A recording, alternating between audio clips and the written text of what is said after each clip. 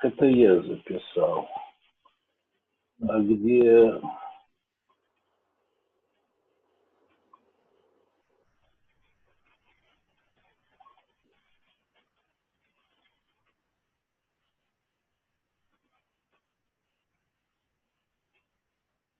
Manage participants.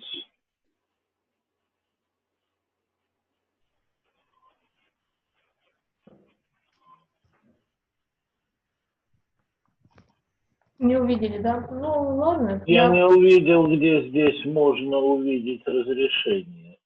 Еще раз, в какой-то панели? Я просто нажимаю и отправляю вам запрос. А как у вас, как увиден? У меня пишут, запросите разрешение на запись у организатора конференции. Я нажимаю ОК, я запрашиваю. И я не знаю, как вы видите этот запрос. Может быть, в чате, может быть. Возле участника я участник, и вы возле моего имени, может быть, видите какую-нибудь галочку, что я отправила вам запрос. Я сейчас вижу, что запись идет, у меня пишет. Но это я включил запись. Вот. Не, ну здесь мьют.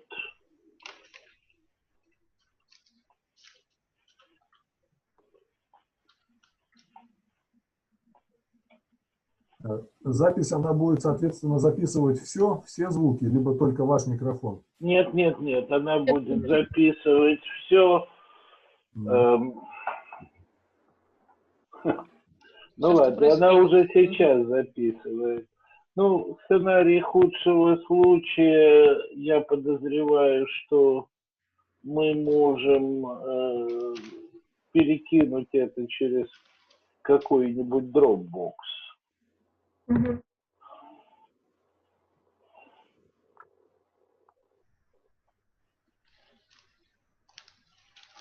Здесь.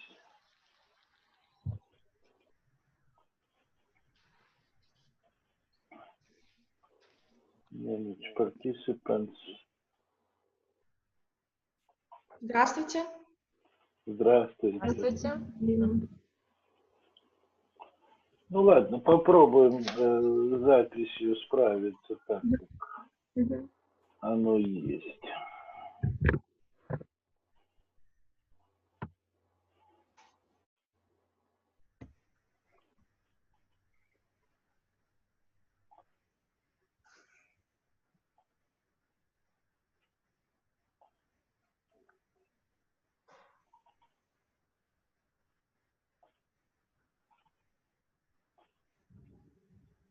Ой-ой-ой. Алло. Алло. Пропало. Все появилось. Вы что-нибудь видите? Да. Угу. Ну хорошо. То есть это мой скрин, который я буду с вами делить. Ну что, по моим часам пора. Должны мы начать или как? Все собрались? Кто хотел? Я Марии Третьяковой не вижу. Но...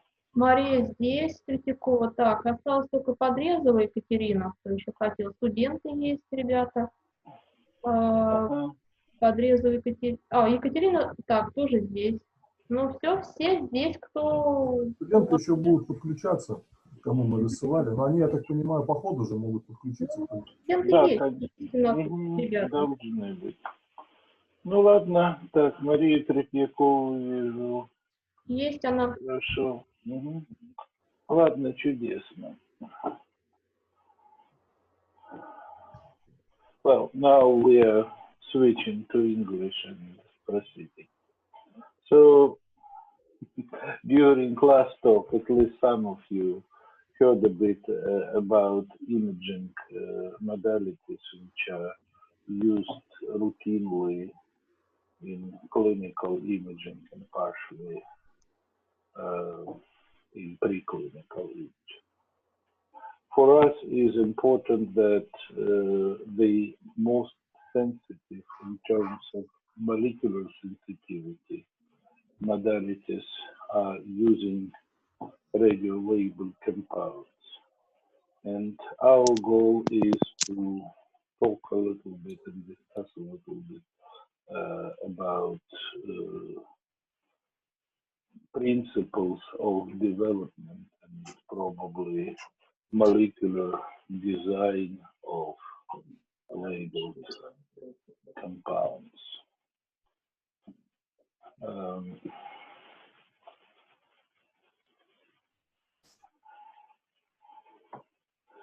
When designing labeled compounds, we need to understand and make a decision concerning several parameters. First, it's the mechanism of tracer localization in place of interest. We have to discuss and understand nuclear properties of a nuclide we're going to use. We need to select facile and reliable labeling technique and make sure that the substance would be stable, at least in the blood circulation. Of course, it should accumulate target tissue with specificity according to selected mechanism. In case if retention in tissue of interest depends on intracellular retention, we should have design permitting long intracellular retention. Still, nothing lasts forever. Sooner or later, any compound would be catabolized either in tissue of interest or by excretory organs, and we need to make sure that formed catabolites would be rapidly excreted from circulation. Otherwise, they will contribute to the background. Looking back into history, I would say that the most important rationale for tracer development has been formulated 170 years ago by French researcher Claude Bernard, who formulated the principle of homeostasis, or constancy of internal environment.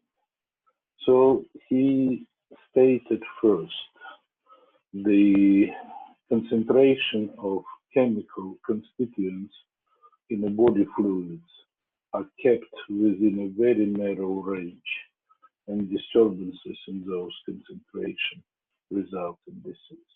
Now it's of course obvious for us nowadays that that was a big breakthrough in understanding how our body works. We have found that actually that was a statement done by George von Hevesy, who is a father of tracer principle, that this constancy of environment has a dynamic nature. It's not once and forever established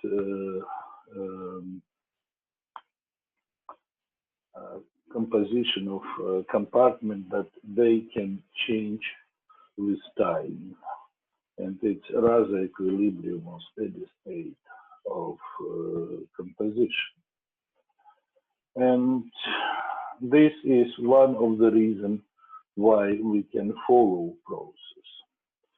We also learned with time, with research community, that abnormal function of tissue disease is nearly always associated in a shift of homeostasis, in a shift of composition, at least of one part of a body.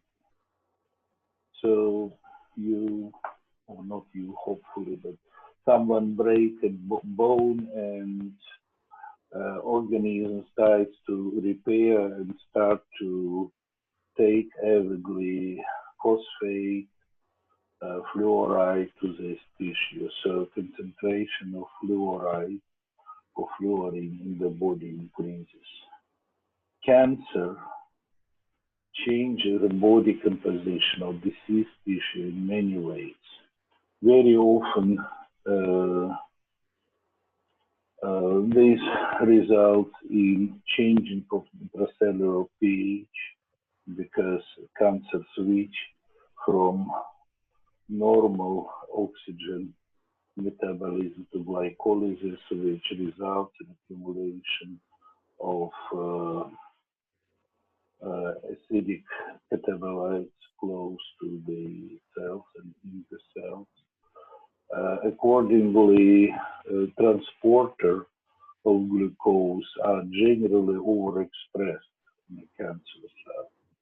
And other receptors very often start to appear on the surface of cancer cells. So in this case, we have multiple chemical shifts in the deceased organ.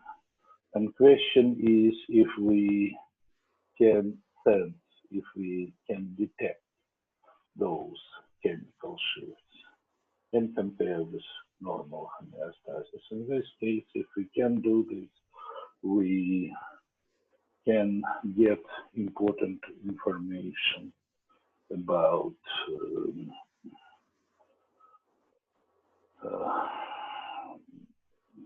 status of the patient. We could diagnose the disease, and in the best case, we could determine an optimal treatment for such a disease. We need somehow to trace those changes, and then we need a tracer. There is a definition given by tracer by International Union of Pure and Applied Chemistry. And one could have a variety of tracers with different kinds. Common function is that tracer is a foreign substance mixed with or added to a given substance to enable the location distribution of letter to be determined subsequently. So we adding some easily detectable feature to something which we want to trace. And it might be, generally speaking, isotopic tracer where we changing isotopic composition of substance. It might be radioactive isotope, and here we can capitalize on relatively easily detection of radioactivity. Or it might be stable isotope. In principle, composition of surrounding matter has isotopic composition is pretty constant. So if you add unusually high concentration of certain enriched isotope, you can take multiple samples and run mass spectrometry, and you could see how these cold isotopically labeled substances distributed in the body. Well, advantage is, of course, that it's not radioactive. Disadvantage is that this approach would rely on invasive taking of samples, biopsies in the case of biological application. Well, radioactive tracer is by definition some radioactive tracer having radioactivity as a distinct property which would enable detection. Very important feature of a tracer is that it should be given in such a small amount that this would not disturb the system under study. This is a general problem in every research. So if we have a glass of water and we put thermometer into this water to measure it, we will not measure the temperature of water. We will measure the temperature which is established by equilibration of heat in the system consisting between from water and our thermometer. So we probably would either cool water or warm it up, depending on the temperature.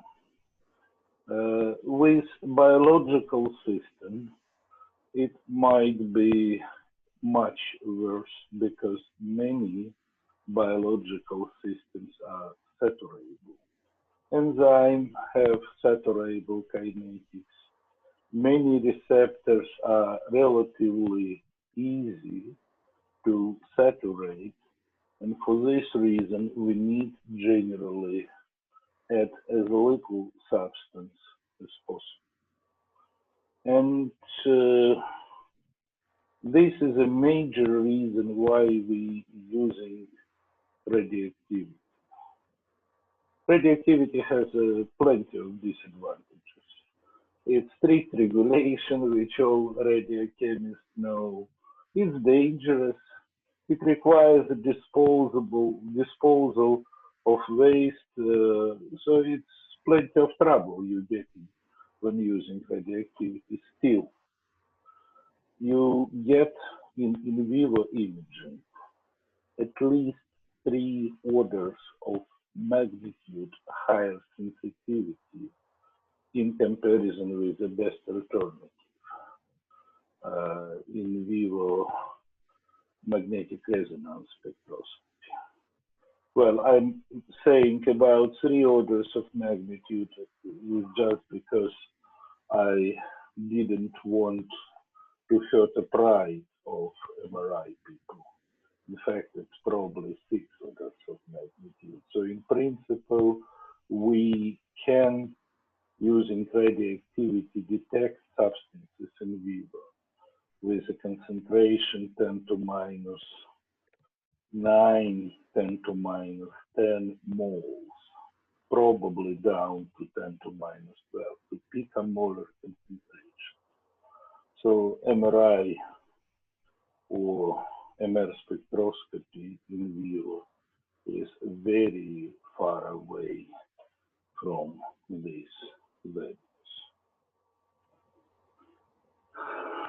So I hope I have persuaded you, at least some, that radioactivity gives us a very powerful tool. I understand that some of you definitely know this for sure, and for many others.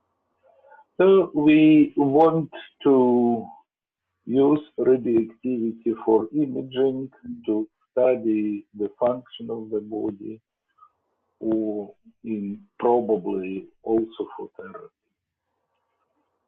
First of all, we need to understand what should be the mechanism of localization of a radioactive substance in the desirable place. And there are not that many, actually. So one mechanism is an active transport. We using normally operative metabolic pathways in the body for moving radioactivity or radiopharmaceutical across cellular membrane. Well, one is, for example, overexpression of sodium iodide importer in thyroid gland. Thyroid requires iodide to produce thyroid hormones, so there is a mechanism permitting selection, and you could use this to visualize either hyperfunction like Graves' disease, or on the opposite, underfunction thyroid. One of the first actually application of nuclear medicine in clinics. FDG accumulation, fluorodeoxyglucose accumulation in tumor has the same basis. So tumor switches to glycolysis. It starts to be dependent on supply of glucose, and glucose transporters, particularly glucose transporter GLUT1, start to be overexpressed on the surface of many malignant cells. Not all, but many. And if we have radiofluorinated glucose analog fluorodeoxyglucose, LDG, so it will be taken up by these receptors and localized in malignant cells. There might be another mechanism, which is phagocytosis. It's mainly physical entrapment of colloidal particles in macrophages. That plays quite important role in establishing of nuclear medicine. Nowadays, we can relatively easily visualize, for example, liver, and in some diseases, liver got really enlarged. So we run now CT or preferably magnetic resonance imaging, which has excellent properties for visualizing of soft tissue, and we can show the liver. That was not the truth all the time. So patent for CT was registered in 1967. So before one labeled different kind of colloids, and colloids are taken up avidly by stationary macrophages, so-called Kupffer cells, which are residing in liver, in a spleen, forming reticuloendothelial system, which has a function of removal, for example, of senescent cells. But if we feed those Kupffer cells with a colloid, they will take up and pretty well delineate the size of the liver. This application is nearly gone for the now. We have a better way, or logistically less challenged way, to visualize liver, but we nowadays have another application for that, and this is imaging of sentinel nodes by radiolabeled colloids. I know that some of you were involved in development of novel imaging probe, but for the rest of the audience, I will tell a little bit. So there is a concept of so-called sentinel lymph node. This is a first lymph node draining a tumor. If you have malignant cells in this node, there is a high probability that malignant cells are spread throughout the body. On the opposite, if there is no malignant cell in this lymph node, most likely process is localized. You have a good chance to cure such patient. So you have a good rationale to apply very harsh treatment condition because patient will be pure and bad. The problem is how to identify this lymph node. And for example, in the breast cancer, there are a variety of lymph nodes potentially draining the tumor, so you need to find the right one. So one makes colloids. There are plenty of variants has been proposed and injected very close around the tube. So those colloids will drain by the lymph and transfer to the first lymph node, sentinel node. And there are other mechanisms, but major mechanism is phagocytosis. Macrophages, which are sitting in such lymph nodes, will catch up this colloid, and then when it's time of biopsy or time of surgery, this lymph node might be easily imaged. It might be found by handheld detector, and instead of multiple lymph node dissection, the surgeon can remove only one and send it for histology. It's a great achievement because, in fact, dissection of all lymph nodes results in a pretty bad situation for patients. It's edema. The hands got swollen, and it's not fun. So now we can do it really with surgical precision. Capillary blockage is another mechanism which is utilized for radiopharmaceuticals. Particularly, it's important to see the function of lungs. So again, one produces colloidal particle a bit larger size, but it should just stuck in capillary.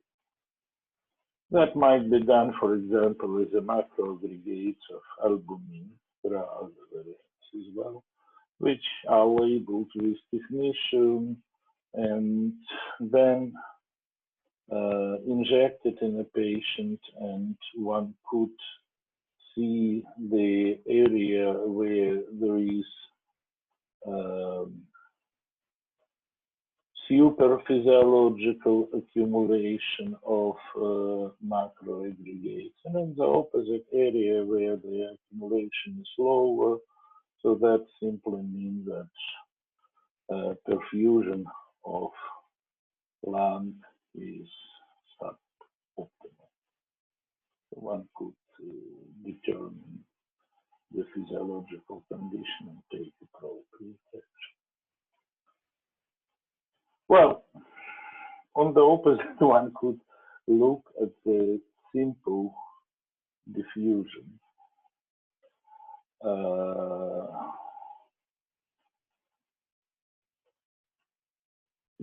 In this case, you need to leave blood flow by simple diffusion, and then got trapped either to cell component or extracellular space. One of example of really diffusible tracer is water. Water penetrates relatively easy cellular membrane because of small size and distributed relatively freely to organs proportionally to blood flow. The most important area of application of such tracer is, of course, cardiology, where we need to find area in the heart which is underperfused, so it's a result of heart infarction, for example. The brain function is also important, and here you could visualize area where blood flow is high or low.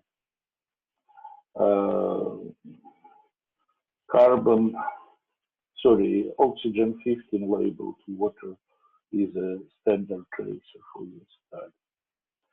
It was a lot of fun in 90s when one could see what kind of activity person is involved in, because depending if you're hearing the music or solving mathematical problem, it's a different area in the brain got activated and blood flow is changed to got increased in those areas.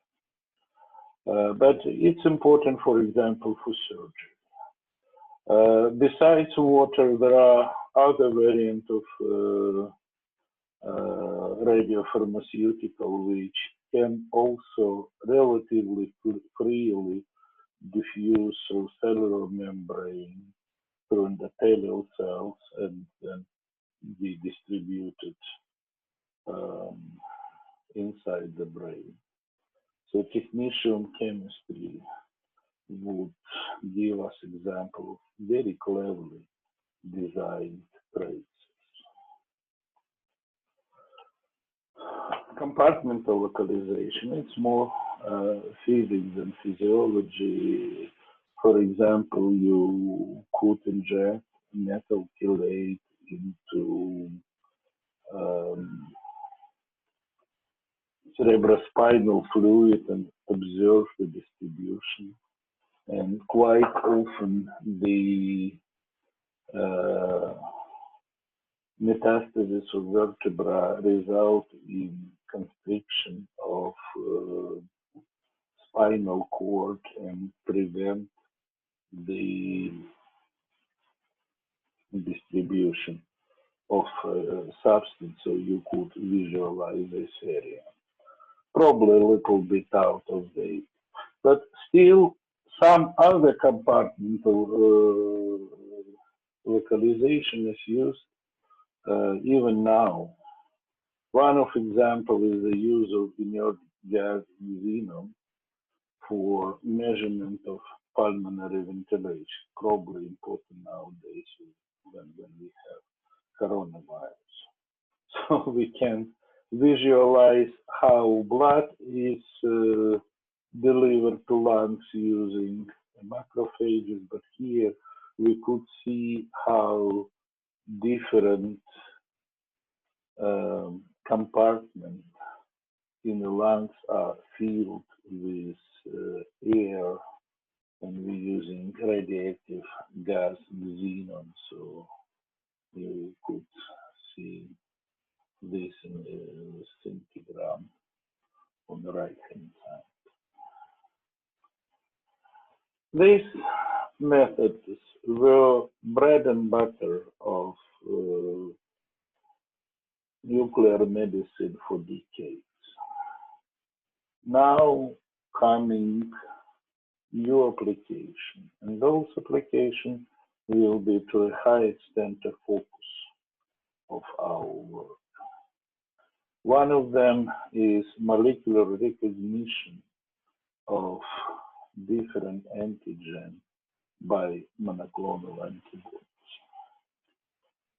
It has been observed pretty long ago, probably 50 years, that the tumors undergoing malignant transformation, changing their molecular phenotype, and certain proteins appear on the surface of tumor which shouldn't be there. For example, it's carcinoembryonic antigen. It's a protein which is important in embryonal development of a person, but it does not appear on the surface of cell of adult. But malignant transformation result on appearance. So suddenly molecule appears which it should not be there. Certain receptors, especially involved in promitotic signaling, due to translocation of chromosome or other amplification, suddenly appear on the surface of the cell. And initially, there was idea to use those abnormally expressed receptors using antibody to determine the staging of the tumor. So how big is the tumor? Does it have distant metastasis or so? This direction has been pursued for quite a long time, approximately until end of 90s. Here is one example, attempt to diagnosticize a disseminated prostate cancer using antibody called prostatin. So antibody specific to prostate-specific membrane antigen. So actually the same target, which is the target for famous PSMA binder nowadays. There were other variants, for example, specific to tumor associated glucoprotein 72, to B cell specific targets, lymphoscan in order to visualize lymphoma, carcina embryonic antigen, also antibody. Are not ideal because antibody are not really the best imaging agent, but it's better than nothing. Well, when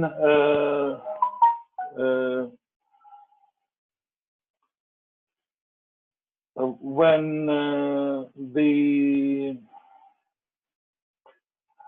FDG has been approved by FDA, first that sealed the fate of antibody. FDG was available, provided better contrast, and the use of antibodies for staging of the cancer was gone. So essentially, there is no single antibody on market for this purpose. But what happened that time? Big Pharma discovered the antibody. Big Pharma realized that antibody can be used for treatment of cancer. Well, classic example is, of course, Herceptin. Herceptin in Russian, so which targets HER2. But here is the issue that the only patient with high expression of HER2 respond to Herceptin treatment. The rest, and this population of potential responders is probably between 15 and 20% of total breast cancer patients. The rest will not benefit. They will have additional risk in cardiac side effects now for Herceptin, and you will pay a lot of money for the treatment. So in Sweden is roughly 400,000 euro a year is price for Herceptin for one patient. So it's justified cost for society if person benefits from that, but if person just have an extra risk, it's not worthwhile. So pretty straightforward approach to identify such patient is to put radioactive label on therapeutic antibody and see would it accumulate or not.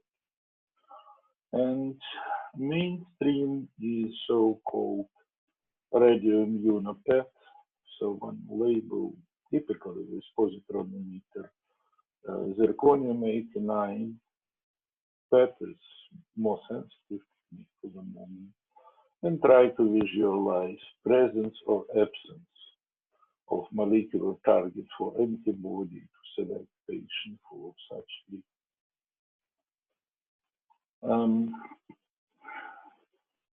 We will talk a little bit later why I personally don't like this approach, though I admit that it's possible. There is another example that I mentioned that some tumors start to express receptors on the surface. Well, HER2 is a receptor, but it's a very peculiar one. It is ligand-free receptor.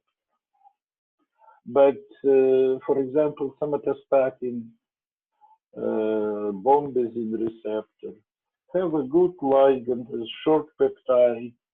If you label them, the peptide would distribute it through body, find the overexpressed receptors on a tumor surface, and will bind to them, creating a hotspot. Well, classic example is indium-labeled octreotide. So it's octopeptide analog of somatostatin, which bind to many neuroendocrine tumors. And that was a story of success in receptor imaging. So on the right-hand side, you could see a patient with neuroendocrine tumor having multiple liver metastases. It's no way to have an alternative. FDG, as I mentioned, works very nicely for tumor imaging, but it doesn't work for every tumor. And neuroendocrine tumor are quite slowly growing. They are not FDG bound, avid. So the uptake of FDG is slow. It's not sensitive. But if we label octreotide, you can visualize tumor, you can perform proper diagnosis.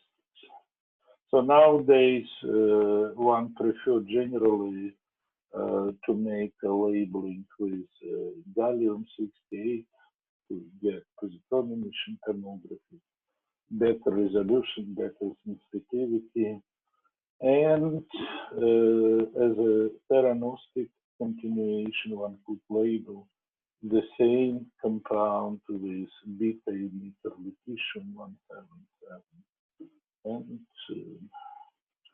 use this for treatment. So I believe that receptor binding by natural peptide ligand is a future of nuclear medicine and its future of oncotheranostic. There are, however, some problems. Not all potential targets in oncology are receptor.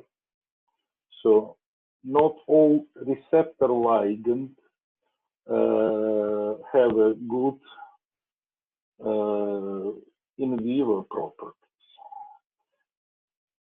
So peptides are pretty vulnerable to internal environment. You have plenty peptidases and proteases both circulating in blood or reside in the blood vessels, which would just chop your peptides and destroy them.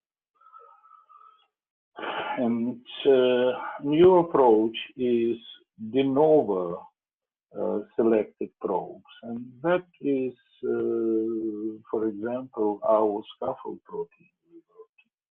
So our biotechnology partners create a new ligands which do not exist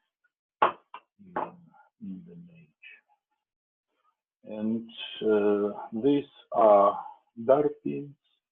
The first DARPins has been evaluated in terms that was first in the world, by the way. The clinical imaging using DARPins, so thanks to our radiochemists who made insatiable efforts to do so. And then we now actually accomplished a very successful study on imaging using HER2, using another kind of scaffold-based probe, ADAPT6. So here you could see very clear visualization of HER2 expressing metastasis. And you could see it already 2 hours after injection with very high contrast, and in nuclear medicine, contrast means sensitivity. So we have a number of approaches, a number of mechanisms which let us deliver our tracer to desirable site. Окей. Уже без малого 45 минут мы продолжаем. У меня есть предложение сделать легкий технический перерыв. Значит, 2 вопроса. Мой темп и мой английский. Вы понимаете меня?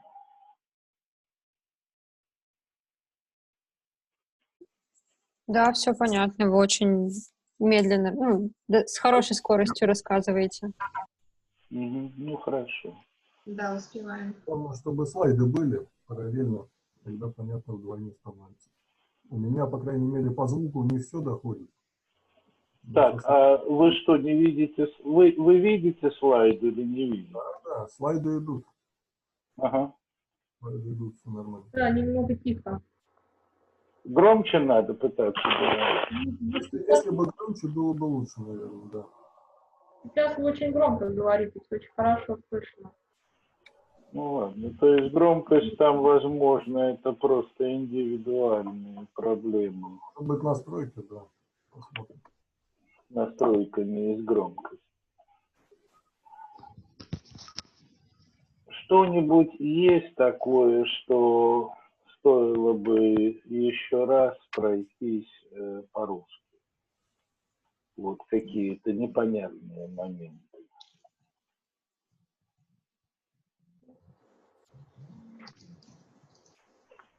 Ладно, похоже, что нет.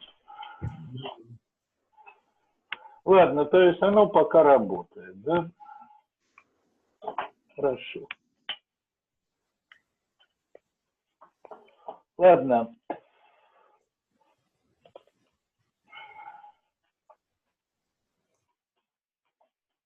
Если никому там не требуется 3-минутной паузы, то мы можем продолжить.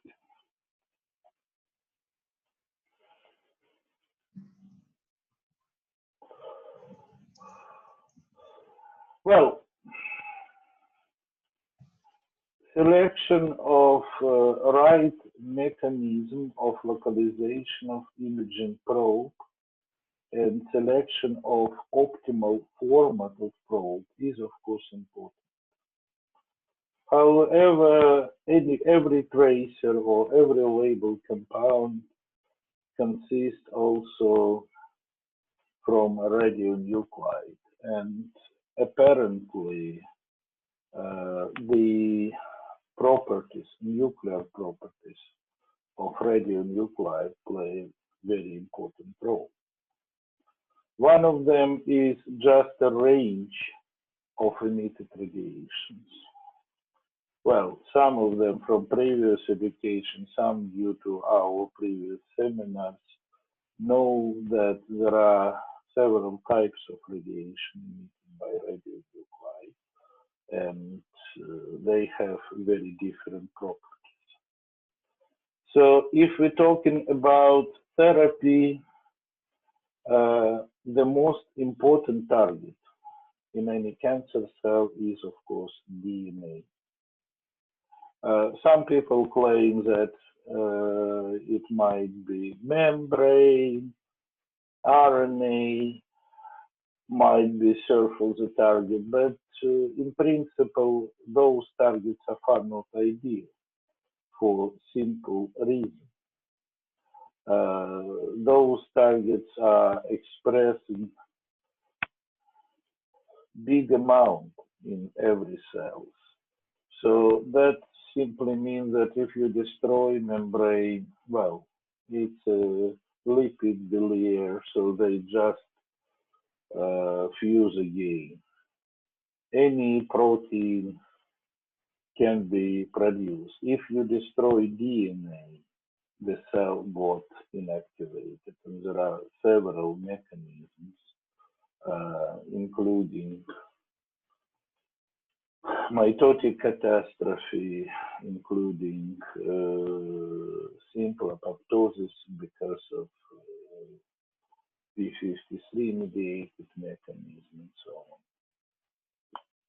So first and foremost, when we're working with therapy, we want to induce a double-strand break in the DNA. If we destroy a single arm, there will be no effect. There are multiple enzymes involved in reparation of single-strand break. And if you destroy on one strand a nucleotide, so you always have a template complementary nucleotide which would be carry information which nucleotide is missing. Only if you break at the same time the same the both strands, the damage would be nearly irreparable. Nearly, not completely. So J electrons have a good chance to destroy DNA when the decay happens in direct vicinity. Then radiotoxic first and foremost because they are multiple. So usually decay is associated with tens of J electrons. If you're talking about, for example, iodine 1 to 5 and the number of iodine required. So they have a fair chance to destroy DNA and deactivate cells. Problem is that you need to be really close to DNA for that. Preferably, your nuclide should be built in the DNA, intercalated. So efficient but very short range radiation. Alpha particles, typical range around 100 micrometer, so it's roughly 10 cell diameters. Very high LET, linear energy transfer, very high ionization density. So on the average, alpha particle can cause 2 ionization when traveling across DNA. So that is very powerful, very radiotoxic particle. But it should be applied again directly to cancer cell or at least in very close vicinity, within 100 micrometer. Short range, not very efficient in a short range, not very efficient for a distance. Beta particles might have any range, essentially up to 2 centimeters, typically. Well, high energy beta is 1 centimeter, but they can irradiate quite an area around tumor localization. Everyone, though, are not very efficient in causing double-strand break. So typically, you need to have several decays to cause either double-strand break or two single-strand breaks in a close vicinity so that they will dissociate. None of those particles are suitable for imaging because of short range. So everything that happens, it happens within a patient body.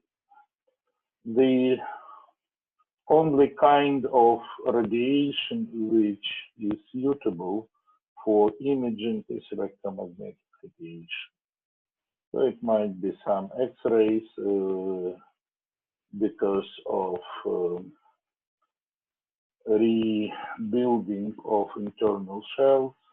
It might be gamma radiation emitted from a nucleus of radioactive nuclides, or it might be annihilation photons formed as a result of positron decay and annihilation with electrons. So here you have a chance that emitted quantum would penetrate the whole body of the patient and be detected by external detector. In this case, you could, using tomographic methods which have been discussed during past lecture, reconstruct the distribution activity within a body and detect molecular abnormalities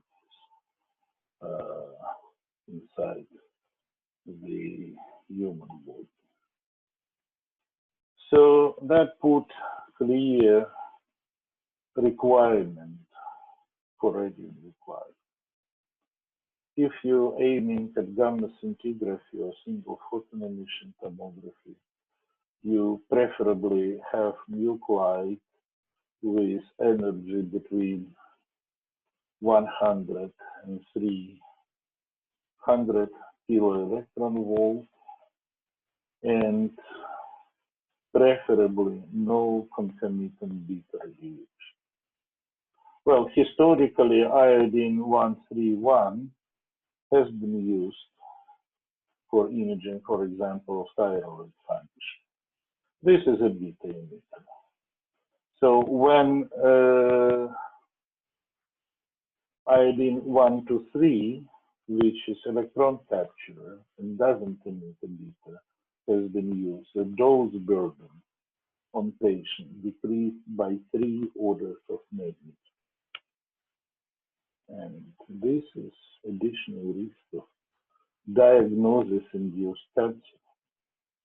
So we reduce this risk by 3 orders of magnitude, switching from iodine-131 to iodine-123.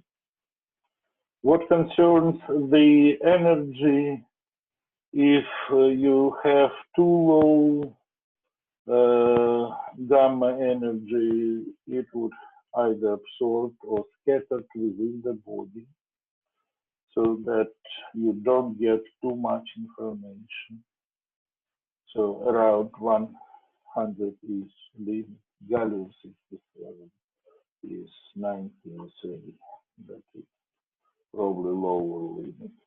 If you have high energy gamma, there will be problem with collimation. High energy gamma could penetrate the collimator and degrade image.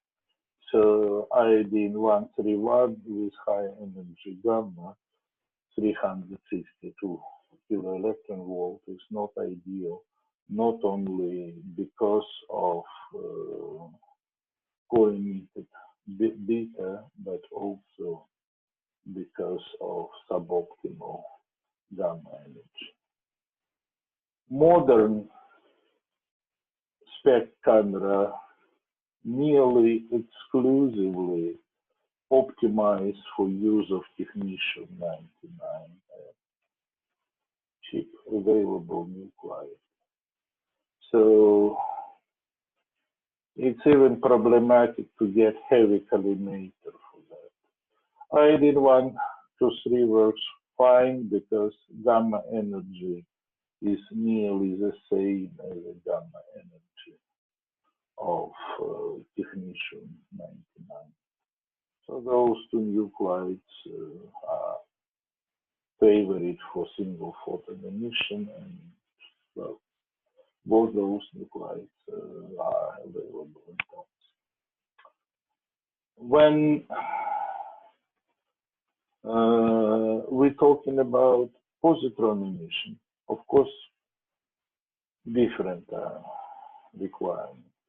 Of course, always preferable high yield or branching ratio of positron decay.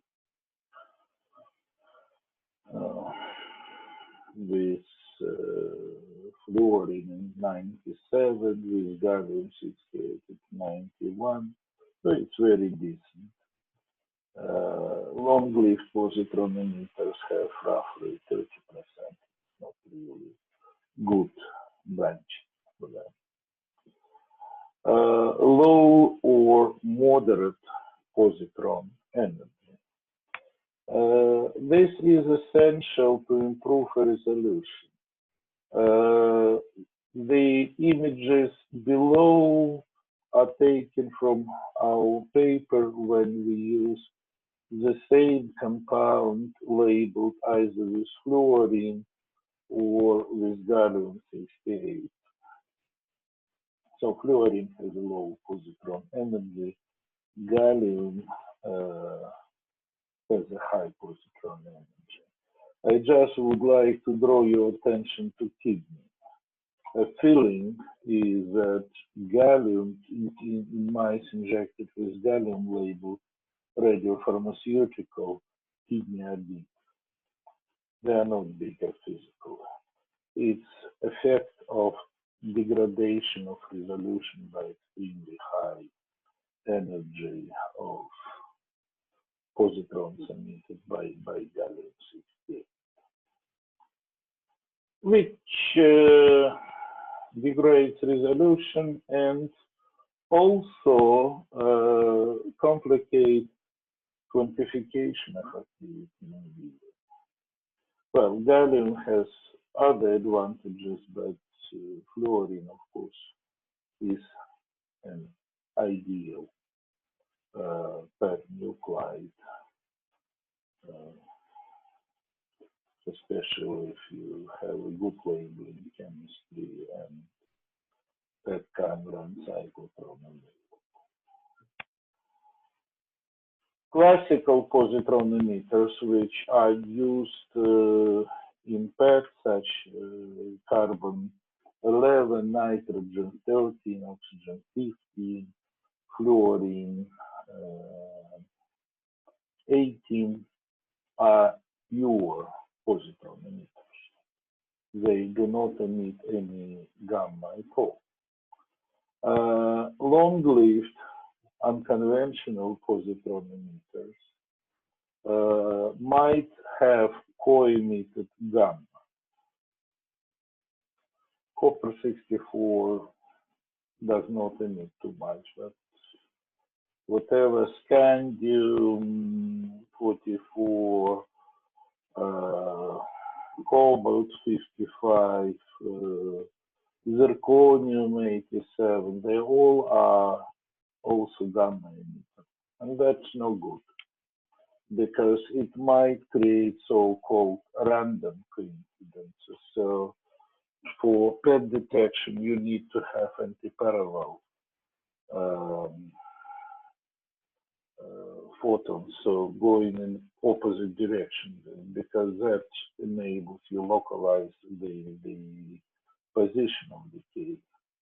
But if gamma goes in different direction and energy of this gamma is within energy window of positron camera, it would create so-called random coincidence and somehow disturb or destroy our image. So that is undesirable. So nuclear properties are essential for right imaging. What concerns therapy? We have discussed at our seminars that depending on the size of the tumor to be treated, different energy would be efficient. For example, if we're talking about beta emitters,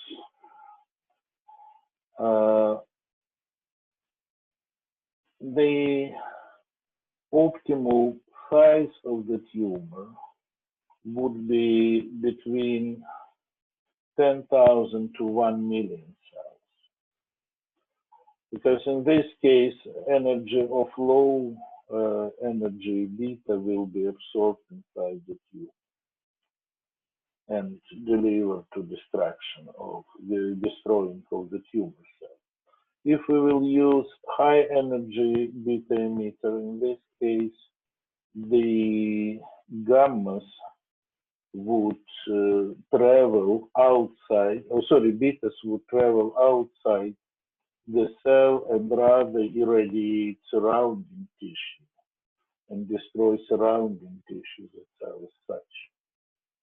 So for treatment of small tumor, short range radiation is preferable.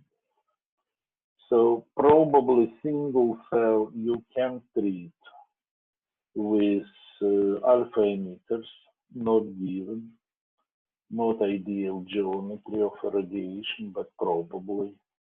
If you have cells with right side or clusters containing between 10 and 100, between 100 and 10,000 tumor cells.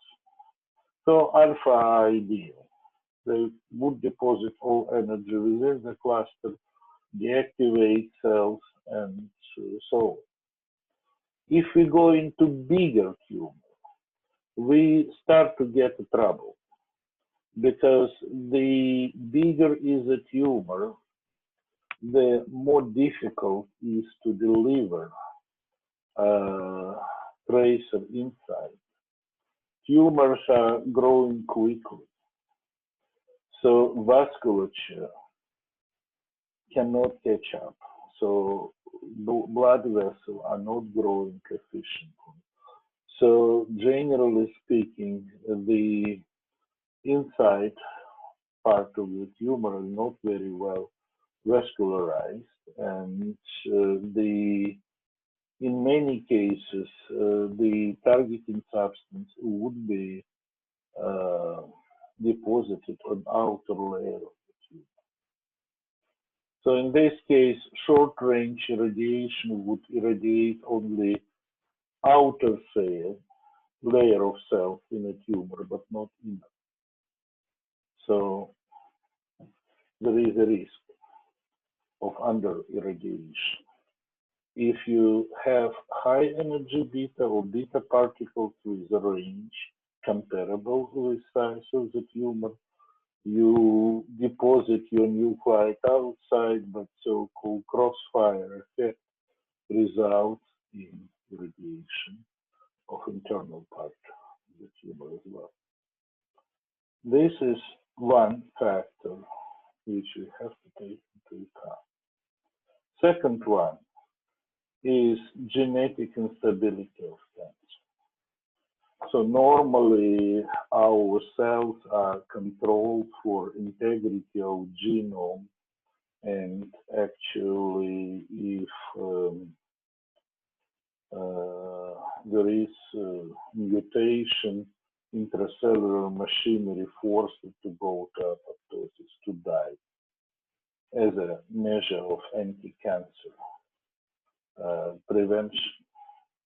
However, by definition, cancer cells have very poor control over genome integrity. So in this case, often the area with a different antigen profile, different target profile occur in the tumor cells, and they cannot be targeted. So if we target whatever carcinoembryonic antigen and we have some subclones inside the tumor which do not express carcinoembryonic antigen, so there will be no targeting. However, if you have the crossfire effect, you will still irradiate those areas because of nuclei delivered to other areas of the tumor. So there is a difference in optimal range of particles depending on the size of the tumor. Small tumor cluster is either alpha or probably low energy beta, like iodine-131 or lutetium, and bigger tumor, it should be high energy beta. And that might work yttrium, that might work rhenium isotopes, such as rhenium-186 or 188. So, summarizing, for therapy for bulky tumors, optimal are high energy beta particles, for small cluster, low energy beta particles, and for micrometastasis, single cells, it's either J electrons or alpha particle or probably targeted toxin. Just keep radiation. What concerns gamma, high abundance gamma is undesirable because it creates whole body radiation. Well, historically, iodine-131 was first nuclide used in radionuclide therapy. It's very cheap, well, compared with other isotopes. It's easy to produce because it's, for example, major product of uranium fission. But it co-emits not only beta for therapy, but pretty high energy gamma, and that contributes to 60% of whole body dose, just gamma. If you compare with lutetium-177,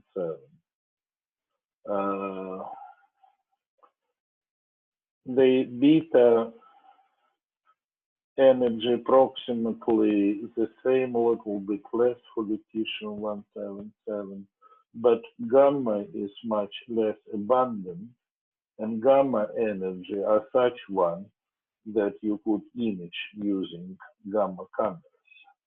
So you could use those gammas for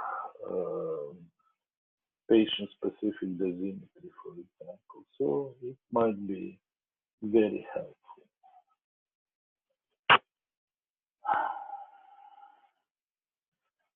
So emitted radiation is one important properties of radionuclide, but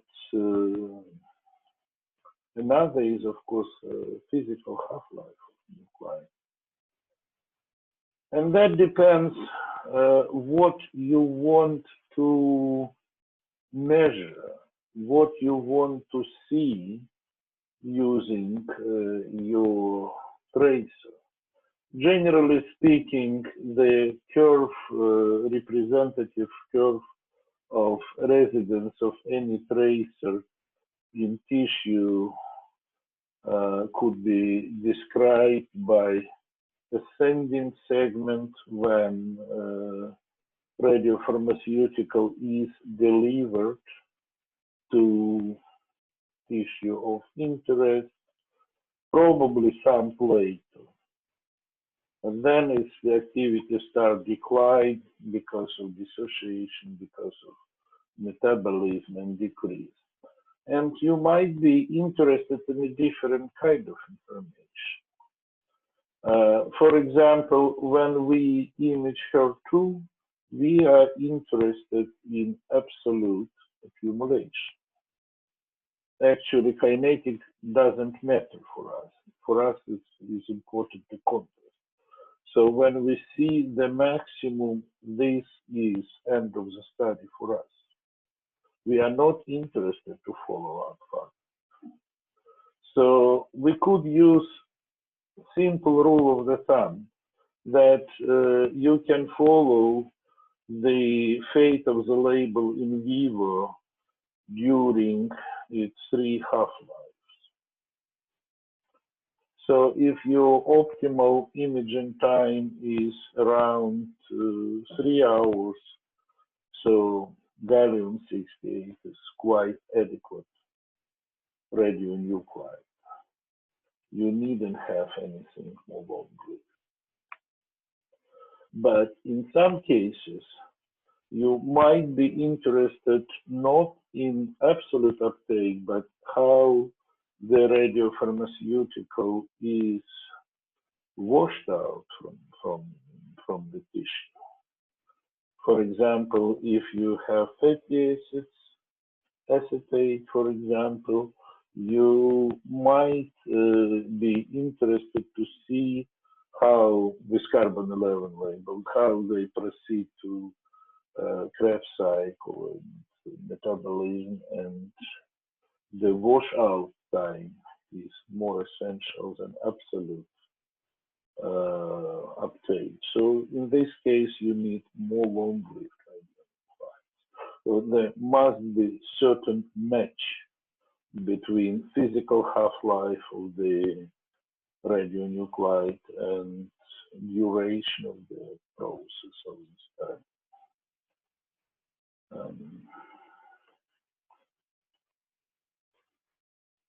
One could consider availability of nuclide as nuclear properties.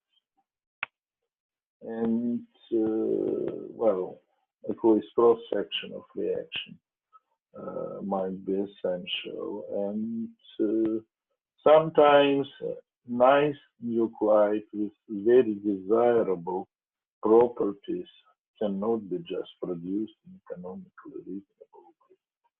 One example is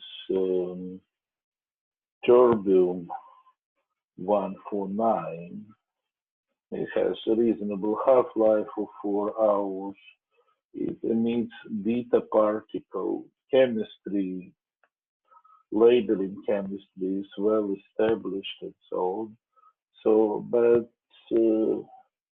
it plays in such a way that you need either 40 MeV protons to produce this from gadolinium, and this is low abundance isotope. So if you use an enriched target, your target would cost a fortune. More realistic is gadolinium-155, which has higher isotopic abundance, but then you need to have at least knock out 7 neutrons, so 70 MeV bombarding particles. Only a few accelerators could provide you such conditions. So it's economical and technically not feasible. So we have to remember that even good properties of nuclide might be difficult to produce. Labeling chemistry. Simplest example. I mentioned that as imaging properties of fluoride 18 are very nice, low energy, positron, good resolution, but chemistry of fluoride is very tough. And until very recently, typical yield of protein labeling was below 10% decay rate after 2 hours, or 3 hours, or 4 hours. So that means that you have 3% at the best. So you're producing Curie amount essentially and ending up for single patient dose. So this is a limitation, and we once upon a time put efforts to start working with bromine 75, also positron emitter, with approximately the same half-life, but that permitted us quicker labeling and much better yield. So I monitor constantly the situation with fluorine. I would say still realistically 30% yield can corrected within hour. That's what is realistically. So fluorine, good nuclide, bad labeling chemistry. Stability issue. Well, one example is the use of DTP, DFLN, 3-amine pentacetic acid. That was the first actually chelator used for labeling of peptides and proteins with radioactive reported by Don Matevich in deserving publication in Science in 1982. So it was a revolution. However, it was figured out that not really stable chelator. And if you inject into patients, so approximately 10% of indium got transchelated to transferrin. Transferrin is a blood protein which delivers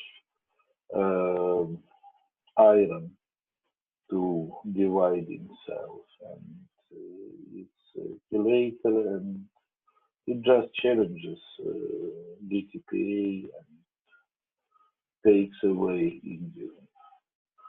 So it turned out that despite publication in Science, this chelator was not really good for monoclonal antibodies, which stay long time in the circulation and therefore are exposed to transferrin.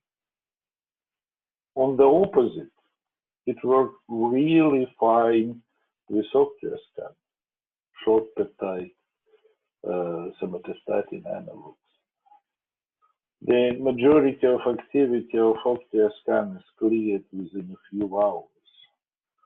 So transferrin doesn't have enough time to challenge octreoscan. And indium labels through the same DTPA work like a charm. So octreoscan was over 20 years on the market, probably still is, though of course gallium octreotide with daughter. Sorry, I cannot talk right now.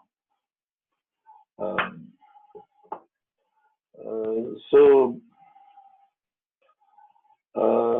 that stability also is desirable, but it should be weighed against distribution properties of imaging probe. Another factor concerns labeling chemistry. We should remember that when we label something, we typically attach at least one atom, sometimes a group of atoms, to our targeting substance. And that might cause quite dramatic changes in the molecule. This is taken example from the paper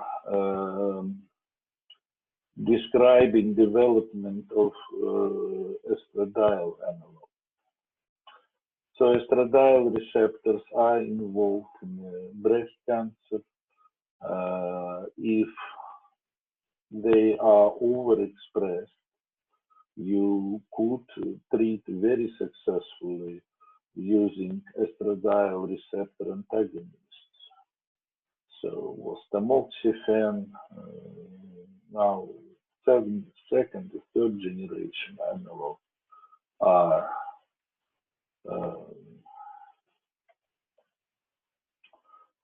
on market. The thing is that, again, the overexpression of estradiol receptor is a precondition for successful treatment. So it's approximately 60, probably 70% women who would respond with breast cancer, would respond to such therapy, but rest would not. And they would require another kind of therapy. So it would be desirable to image level of expression of estradiol receptor in breast cancer. So that was John Consolin-Bogen from Missouri, who studied the variant. He considered all three: halogen, fluorine, bromine, and iodine, and he considered several positions on estradiol molecule and started with a cold thing. He just studied a binding of his molecule to estradiol receptor. And he figured out that in majority of cases, iodination results in very strong inhibition of binding. So if you say that binding normalization non-modified estradiol is 100, so in this position, so it's near complete inhibition. Here, absolutely complete inhibition. Here in single position, it's reasonable preservation properties. Well, fluorine is pretty bulky, so you could, in size and lipophilicity, it's like methylene group. Bromine smaller, more benign, but still in majority of position, even bromination results in loss of function. Of course, you're also changing not only size, substituting hydrogen, it's also electron density distribution. Fluorine is, of course, the best because size is van der Waals radius is approximately the same as for hydrogen. Distribution of electron density of apparently different, but actually, if you introduce fluorine in that position, you will even potentiate binding, not destroy. So, very careful, very nicely performed job, which permitted to determine optimal labeling approach for development of radiopharmaceutical.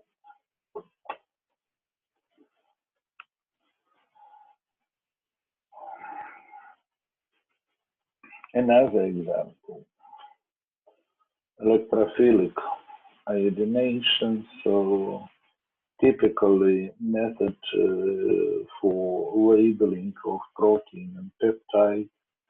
So you in situ oxidize iodide to iodine plus, and then it attacks mainly activated tyrosine, phenolic ring of the tyrosine residues. Straightforward, simple method, if you can. The problem is that tyrosines are overrepresented in binding site of antibodies. So not seldom high specific activity labeling of antibody results in reduction or severe reduction of the binding capacity because critical tyrosines are modified. When we start to work with antibody molecules, so we use direct iodination as the first method because that's simple, easy. That ended up in completely non-binding capable antibody molecules. Well, in the middle of binding site there is one tyrosine which got modified. Interestingly, but afterwards we tested probably more than 100 different labeling approaches to antibody molecules. It tolerates everything, but not directed at the philic iodination. So that might be dangerous. Intracellular retention.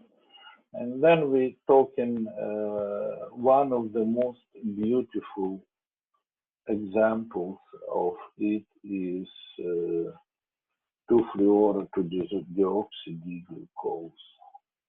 Glucose analog, which is definitely the most widely used tracer in positron emission tomography. It is 80 to 85 all the PET procedures done by this glucose analog.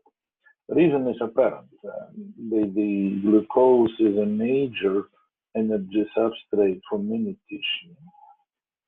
So brain essentially survives on glucose, and any disease in brain results in alteration of glucose consumption. Many tumors, or type of tumors, switch on to glycolysis, so it's workhorse in oncology, staging. It's also glucose a major reserve fuel for heart muscle, so decrease uptake of glucose in ischemic area generally suggests that heart muscle is dead. So bypass surgery would not work. You will need to make a heart transplantation. So major area in medicine are dependent on knowledge about glucose metabolism. Historically, researchers did try to use just glucose, carbon-11 labeled, not really good tracer because it's rapidly involved in intracellular metabolism of energy and is rapidly excreted from cells. What has been found that position 2 hydrogen is critical for intracellular processing, and if one uses deoxyglucose It's any fluorine. So that happens intracellular trapping. So fluorine was attached more or less occasionally. It was late 70s, so production or development of positron emitters happened in Brookhaven National Laboratory near New York. And the first positron camera was in Pennsylvania, so no way to deliver carbon-11 labeled tracer with a half-life of 20 minutes. So of desperation, they decided to put here the fluorine because then there was a chance. So that young postdoc Tatsuo did it. And that occasional fact not only helped to deliver first glucose, positron-emitting glucose analog to Pennsylvania, but also essentially decided the fate of PET. So what happened? So fluorodeoxyglucose, exactly like the glucose is taken up by GLUT1 transporter and transferred through the cellular membrane inside the cell. What happens? It got phosphorylated in this position. When phosphorylated, it's essentially irreversible. It can be not transported back, and generally highly hydrophilic glucose cannot just diffuse through cellular membrane, but with a negative charge of phosphate here, it's no way. So it cannot be freely diffused from the cell. It can be get rid only by further metabolism, but next reaction should be hydroxide in position 2 hydroxyl. There is no hydroxide. So it cannot proceed and cannot be excreted. It got trapped inside the cell. And then new and new FDG molecules are transferred into cell by GLUT1 transporter. So there is accumulation and so-called metabolic trapping of 2-fluoro-2-deoxyglucose in the cell expressing GLUT1 transporter. That permits imaging. So when designing our tracer, we have to take into account permeability of cellular membranes for different kinds of substances. This is a very important cartoon, and we will come back to it many times. So cellular membrane is phospholipid bilayer with highly hydrophobic core. So hydrophobic molecules, let's say log P around between 2 or 3, can diffuse through cellular membrane. They just approach on one side because of hydrophobicity of the core. They could be dissolved in the bilayer and then can be resolubilized either back or on the other side of the cellular membrane. So if you have concentration gradient, so the diffusion will go just along the concentration gradient. So hydrophobic or lipophilic compounds diffuse easily through membrane. Small polar molecules, they are not uncharged. While glycerol water are relatively freely diffusing. They have to be small.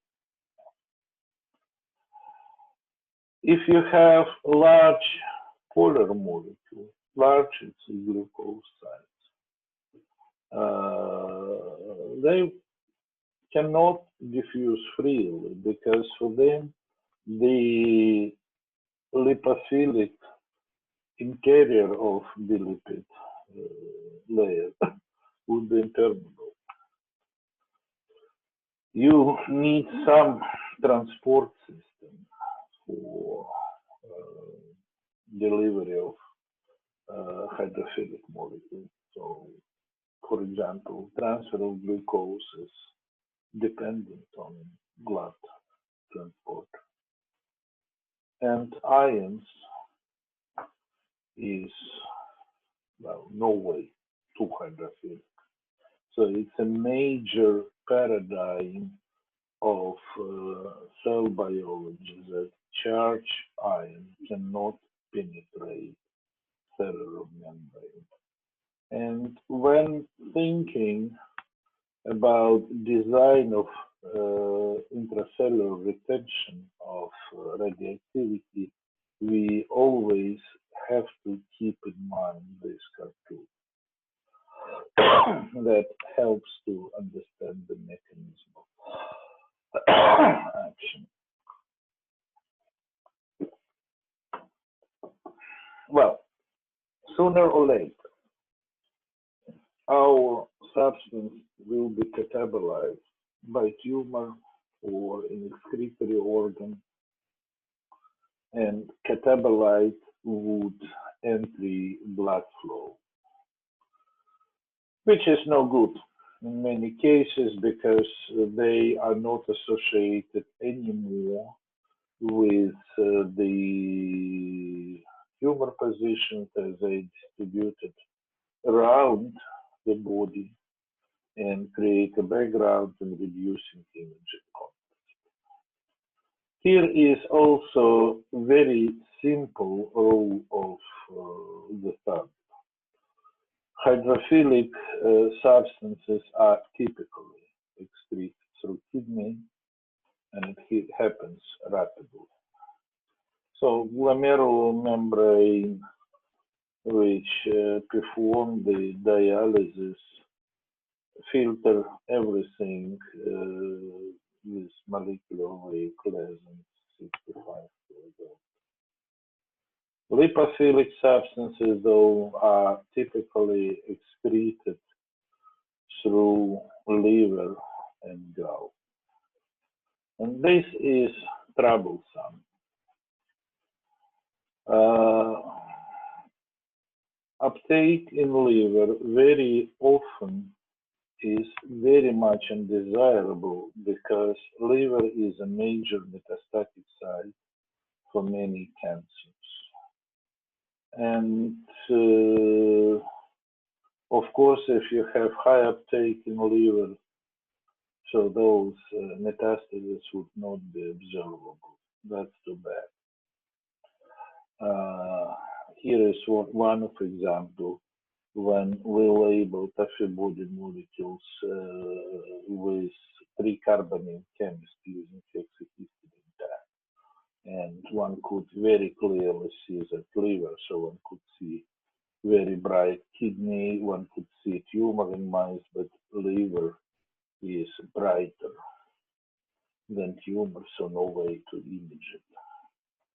If we switch label to something, in this case it's mercaptoacetyl glutamate, serial glutamate, which gives the much more hydrophilic radiocatabolite.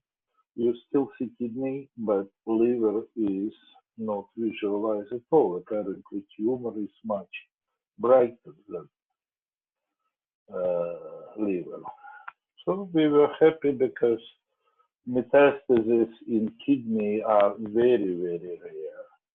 And we solved the issue of imaging of liver metastases. And this is a part of our more profound study when we exactly made the fine tuning of physicochemical properties of the radiocatabolite, and one could see that in the first variant we had low retention in liver, but the problem was that it was excreted. This is appendix, or to be more exact, blind gut in mice. In mice, unlike in human, in primate, it's functional. They eating a lot of cellulose, they need to digest, so the size of appendix in mice is like a second stomach. And what is excreted from liver through bile is got arrested in appendix for at least 24 hours. In human, we would have this activity distributed throughout the body, so throughout the peritoneum, which is bad because sometimes you have extrahepatic peritoneal metastasis, and that would create a background. So by fine-tuning, we manage first to suppress hepatobiliary excretion, and then also retention of activity in kidney. So now one could see that tumor is the brightest spot in mice. Another example, one of reasonably decent method of radiofluorination of peptide is preparation of benzaldehyde and its reaction with oxoamine and formation of oxide. That could give you up to 30% yield, which is close to contemporary upper limit. General Electric has a patent for this method because of that they, whatever they want to radiofluorinate, they use this method. And they want to work with antibody molecules. So I told them, guys, don't do this. You have very lipophilic catabolite. You will have hepatobiliary excretion, which very clearly seen here. The abdomen is full of activity. But it's not easy to communicate with people of General Electric. So we are the best. We have a budget bigger than the tight budget of Norway. So who are you to teach us? Okay, guys, do your way. So what we did in this study, we just put between oxoamine and antibody molecules 3 gluten linker, 3 negatively charged and highly hydrophilic amino acids. You could see this is 1 hour after injection corresponding to this. You could see kidney, you could see tumor. There is nearly nothing in liver. So 2 hours, even kidney are gone. Compare the difference. So the targeting moiety is the same. The fate of radiocatabolites is different. And there is a striking difference. Well, that is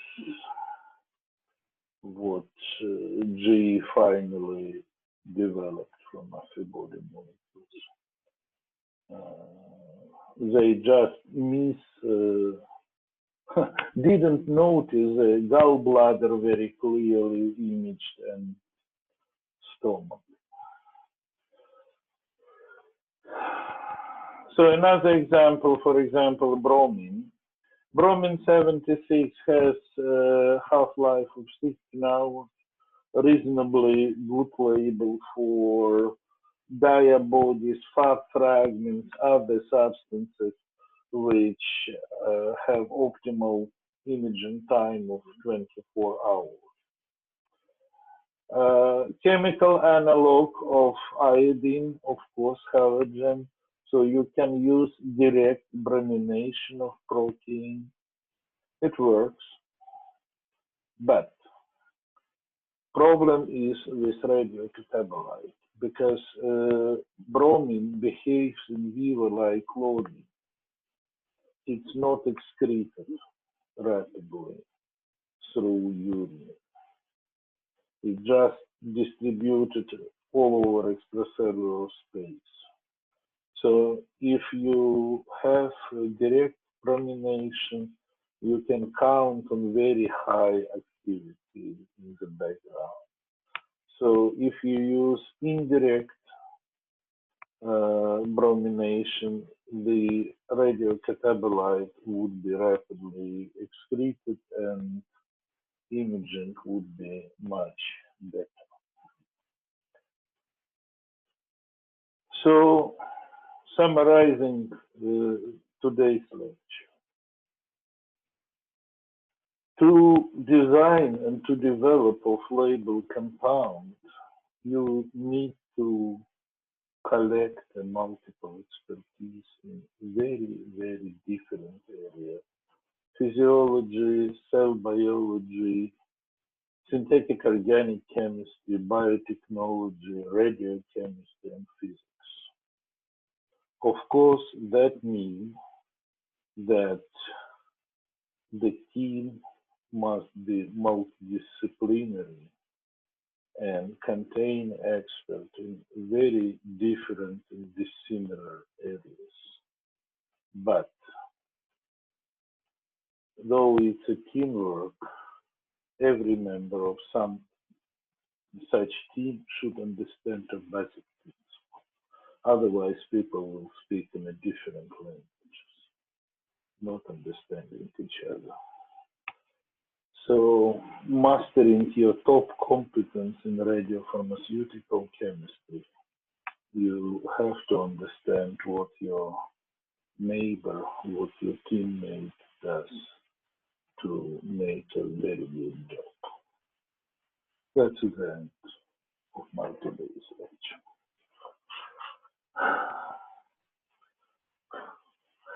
Какие-нибудь вопросы есть?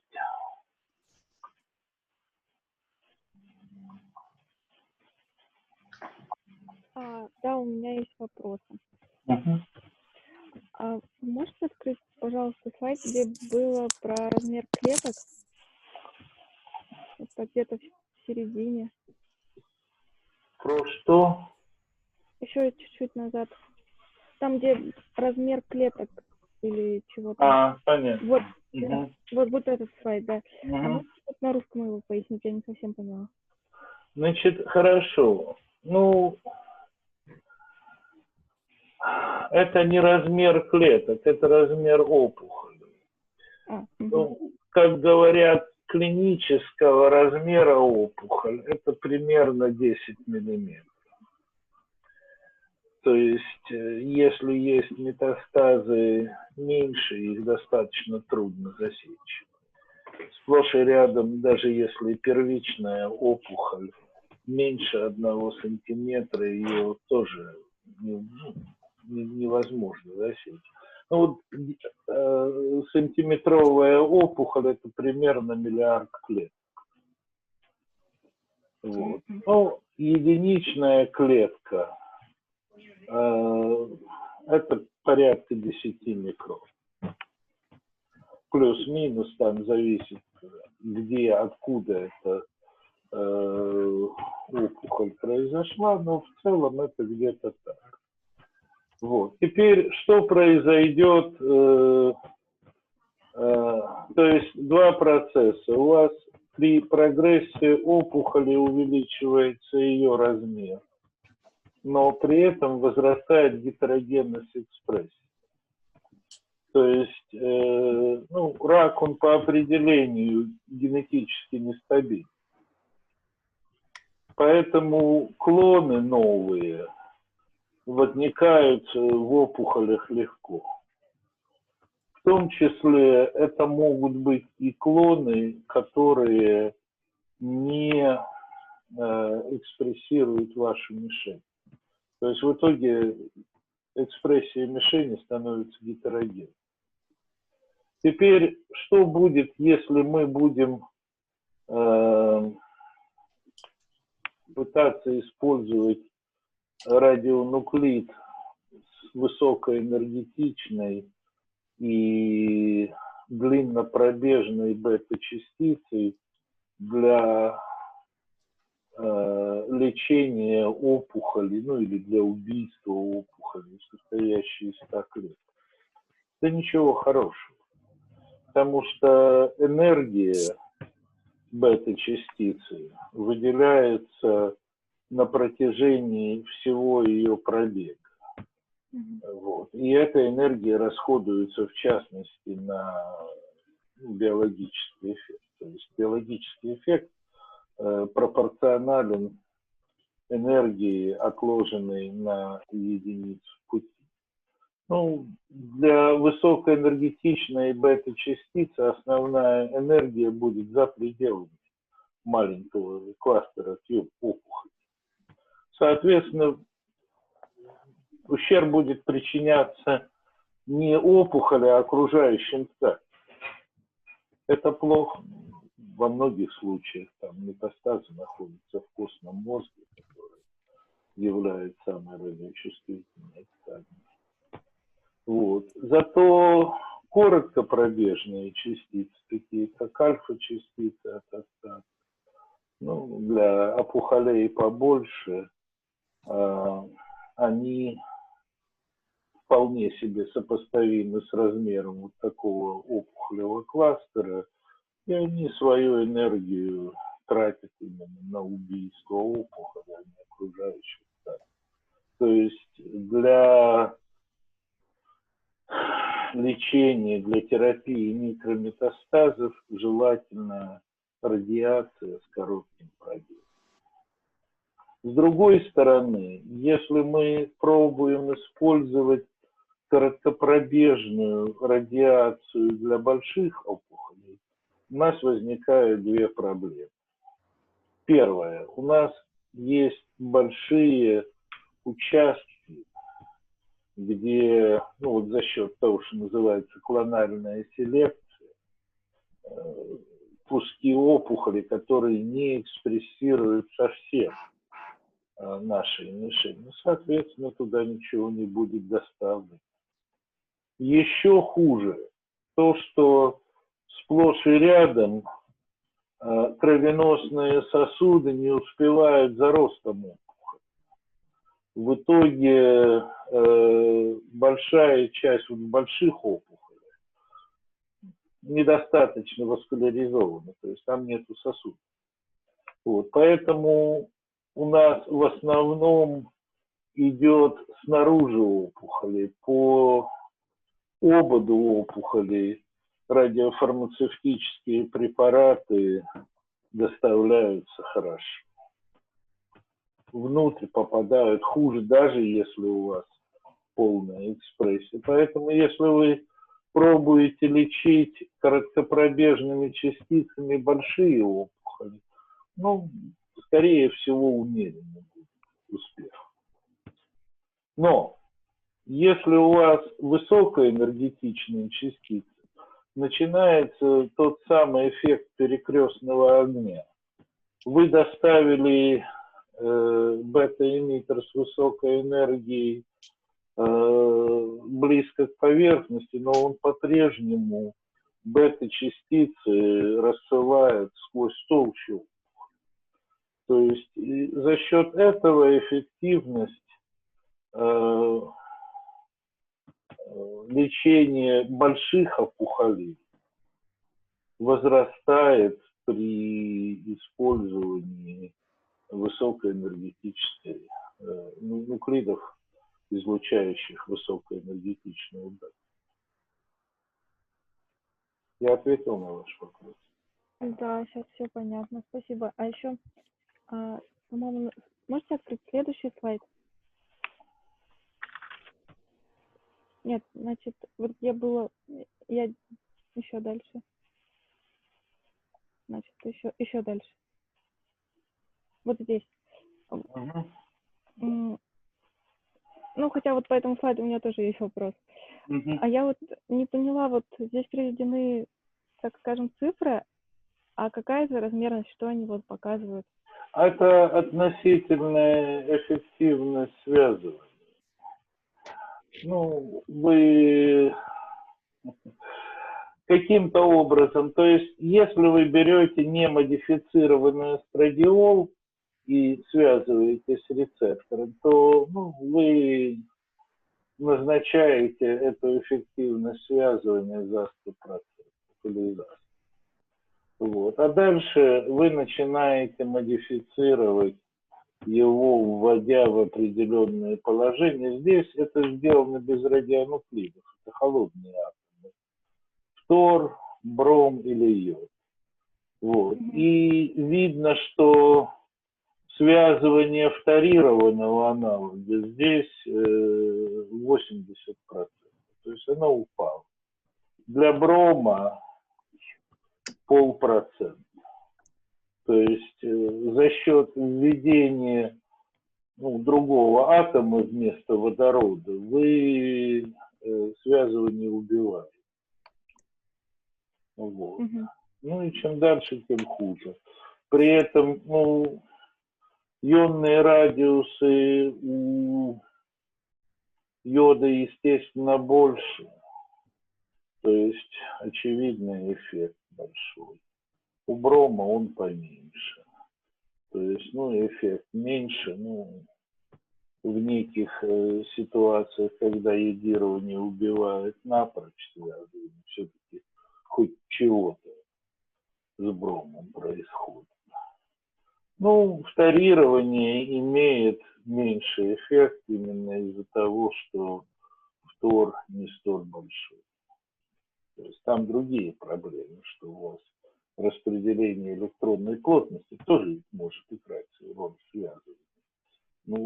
Фтор, в общем, больше оттягивает, конечно, плотность на себя, чем водород. Вот. И, наконец, то есть это была сделана очень большая работа синтетическая, хорошая работа. Вот. И в конце концов нашли позицию здесь, в молекуле эстрадиола, где модификация приводит к минимальным изменениям. Старенькая работа, это начало 80-х, очень красивая. Все, спасибо. Еще какие-нибудь вопросы?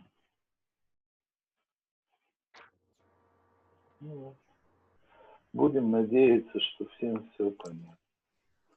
Спасибо за ваше внимание. До свидания. До свидания. До свидания.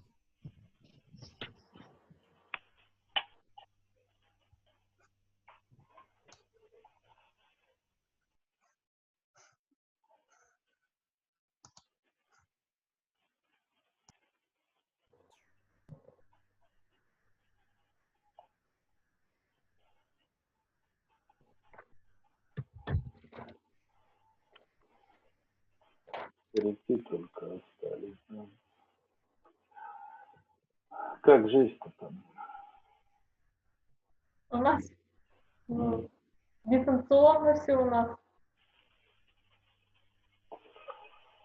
Ладно. Я с Черновым тут говорил в субботу, он говорил, что у вас вроде как по эпидемиологии все нормально. В Томске. Человек. Но панику развели большую.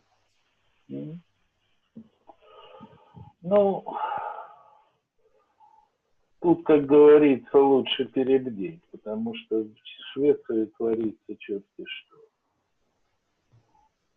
То есть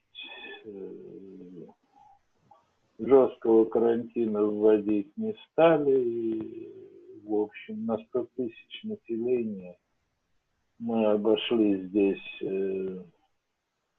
Италию и, ну, по временам, по времени, по кривой. И, в общем, у нас единственное, кто больше имеет жертв, это испанцы. Что не есть хорошо. Ну, слава тебе, Господи, хоть в команде все целые. У нас тут же еще одна радость. У нас был большой очень эксперимент на 60 мышей стоимостью в 20 тысяч евро. Вот. В тот момент, когда мы должны были начать, в общем, Люфтганза перестала лететь. Ну вот. На грузовичке из Мюнхена до Уксовой за 3000 евро нам его доставили. Я был счастлив, потому что альтернатива была забить мышей на 20 тысяч евро. Ну, в воскресенье последних дорезали, все хорошо получилось.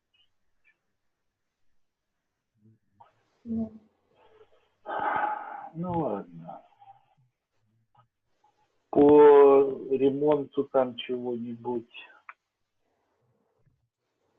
Пока особых новостей нет. Готовится конкретная документация, насколько я знаю. И у нас сейчас с отделом закупок вопросы по согласованию документов. Потому что там, как я понял, сейчас после вот этой прокурорской проверки предварительно все вывозить на конкурс. Ну, в общем, какие-то сложности есть чисто юридические. Чего-то у нас с вами, Евгений, так себе тоже, я вас плохо слышу. Слышно плохо меня, да? Да, и то есть это похоже взаимно, что ли? Ну, у меня шум идет дополнительный вот во время, когда вы говорите. Но, может быть, у меня в настройках. Ну, мы сейчас я подала в очередной раз списки все, что мы будем закупать, и все это сейчас у нас сотрудница Галина Владимировна готовит какой-то документ вам на согласование, чтобы вы одобрили закупку всего этого, и тогда уже, если в случае какой-то прокурорской проверки, не будет к нам вопросов. Пока опять запускать нельзя все это дело. Понятно. Вот. Что делать? Не, ну тут главная беда, что совершенно ведь непонятно, к сожалению, что будет с курсом, что будет с Ну и курс очень высокий, да. Ну, курс хотя бы, слава богу, перестал расти, и даже наметилась тенденция к уменьшению. Дай бог, дай бог. Надежда у нас еще уложится. Пока стабилизировалась ситуация, но загадывать тут нельзя, конечно. Ну, компании, поставщики, они медленно, но работают, дистанционно отвечают, присылают КП, мы отправляем Галине Владимировне. Но по техническому университете все немножечко не так быстро идет. Ну и плюс у нас в предыдущей неделе это было полностью выходные. Да. Это вообще запрещено было. Ну, а сейчас дистанционно. Ну, понятно. Не, ну у нас преподавание все дистанционное. Ну, просят думать, нужен ли ты на работе или не нужен. То есть я, в общем, свою команду вывожу только тогда, когда надо всем работать. Ну, в биораспределении, как правило. Там у нас вот 5 человек. То есть требует известных усилий. Ну и, в общем, конечно, то есть у меня там ходили всякие шалые мысли, какие-то вещи действительно можно было бы и в том числе делать. Без хорошего гамма-спектрометра, в общем. Ну да, я даже еще не узнавала, пришли деньги за 2020 год, их обещали 27 марта, а потом вся эта заварушка началась. Поэтому, если деньги задержатся 2020 год, мы не успеваем, оттягиваем подачу коммерческих предложений на закупку. Не, ну понять бы еще две вещи. Во-первых, что будет с бюджетом, то есть доходы, очевидно, падают, вот, а траты растут безбожно в связи с эпидемией. Вот. И ну, с одной стороны, я не обижусь, если у меня деньги заберут для того, чтобы люди перестали умирать. Вот. Как при этом снимут ли с меня обязательства, которые я принял, я тоже не очень понимаю. Тут, конечно, интересно. По идее, это изменений быть не должно, это уже утвержденный проект. Такого не было, чтобы... Ну, если уж совсем обвал пойдет, но вроде такой сценарий крайне маловероятен. ну дай бог, конечно. То есть еще бы, конечно, цены удержать. Да, главное сейчас цены, если стабилизируется и будет снижаться, то в принципе нормально. И было бы неплохо, если бы нам срок контракта немного продлили, потому что контракт на 3 года, а с 2019 года был всего 1 месяц, декабрь, и то он ушел на согласование. 20-го половины выпадет. Да, если бы нам продлили срок контракта на 2022 год хотя бы наполовину, там было бы что-то пореальнее немножечко, не так волноваться. А то полгода просто вообще пропадает. Ну ладно, посмотрим, что у нас получится. У нас же 2 больших долга. Ну, во-первых, все-таки надо вот томичей сюда привезти массово. Как ни крути. И мне надо, как ни крути, на 3 месяца. Когда границы будут открывать, непонятно никак. Не раньше августа. Я побаиваюсь, что именно так. Ну ладно, тут, к сожалению, планирование практически невозможно. Слишком много факторов, которые вне нашего контроля. И ничего мы здесь делать не можем. Ну ладно. То есть, ну, мы сейчас потихонечку, ну, по крайней мере, публикационную часть, что ли, здесь пытаемся делать, чтобы как-то откреститься от всего этого. Вот. Ну, вторая, в общем, очень хорошо отстрелялась Черновская сама.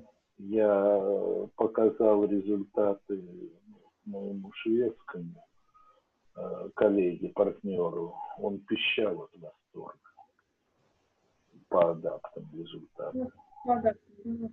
Вот. Здорово ребята отработали. То есть, даст Бог, выйдет томская публикация здесь. Ну, вроде как Геев переслал протеины, то есть, даст Бог, токсикология выйдет. Тоже сделано. Надо спросить, наверное, его, что там с мечами. Вот, тогда еще одно пойдет. То есть задел на будущий год. Но, к сожалению, все то, что мы планировали вот на эту весну, непонятно как. Ну, ладно. Бывало хуже в истории человечества. Ладно. Спасибо, что вы там тянете эту драмку. Доброго. Счастливо. До свидания.